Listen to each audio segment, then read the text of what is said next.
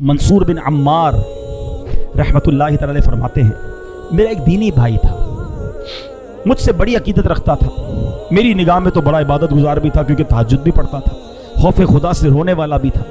एक मरतबा मुझे खबर मिली कि वो मेरा दीनी भाई बीमार हो गया है।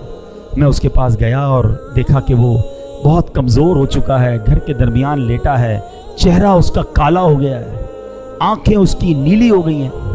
मैंने कहा भाई ला इलाहा इल्लल्लाह की कसरत करो।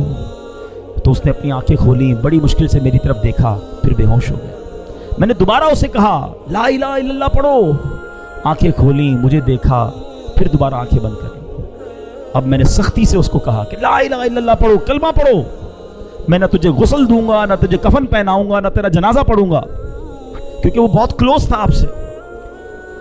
तो बंदा पता क्या कहता है, कहता हुजूर मेरे और कलमे के दरमियान रुकावट खड़ी कर दी गई। मैंने कहा ला हौला वला कुव्वता इल्ला बिल्लाह, तेरी नमाजें किधर गई, कहां गए रोजे, वो तहज्जुद, वो रातों की दुआएं किधर गई। तो वो कहता है ए मंसूर, मैं ये सारे काम तो करता था मगर अल्लाह की रजा के लिए नहीं करता था, मैं लोगों को दिखाने के लिए करता था। मुझे तहज्जुद गुजार कहा जाए, मुझे इबादत गुजार कहा जाए, मुझे नेकूकार कहा जाए, मैं लोगों के लिए करता था। तन्हाई में जब होता था ना अकेले में, तो दरवाज़ा बंद करता था तो खूब गुनाह करता था, शराब पीता था, बेहयाई करता था, बदकारियाँ करता था। एक बार जब मैंने बहुत नाफरमानी की तो मैं बहुत बीमार हो गया, मुझे अपने बचने की उम्मीद नहीं रही। मैंने कुरान खोला, अल्लाह से माफ़ी मांगी, अल्लाह माफ़ कर, बहुत रोया, पढ़ते पढ़ते अल्लाह से माफ़ी मांगी, अल्लाह करीम ने मुझे शिफा दे दी। मैं फिर गुनाह में पड़ गया, फिर शैतान के पीछे चल पड़ा, थोड़े अरसे बाद फिर बीमार हुआ, डॉक्टरों ने कहा नहीं बचेगा। मैंने फिर कुरान उठाया, रोते रोते फिर अल्लाह से दुआ मांगी, अल्लाह कुरान के सदके बख्श दे।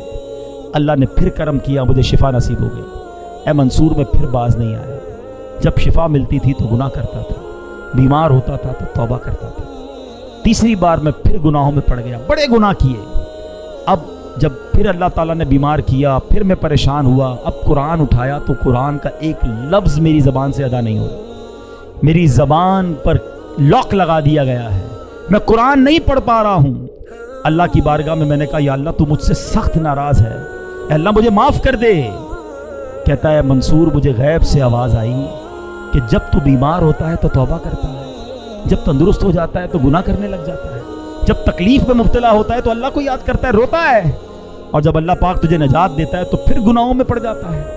क्या तुझे मौत का खौफ ना था? तू अकल रखता है, समझ रखता है, फिर भी गफलत में पड़ा रहा। तूने कितनी बार अल्लाह से वादा किया मगर हर बार तूने वादे को तोड़ दिया। हजरत मंसूर कहते हैं वो बताता जा रहा था, रोता जा रहा था, और जब कहते मैं तो उसके पास से उठकर चल गया कि इस बंदे का और क्या हो सकता है।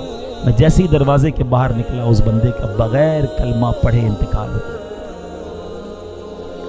अब सच बताओ हमारा हाल क्या है?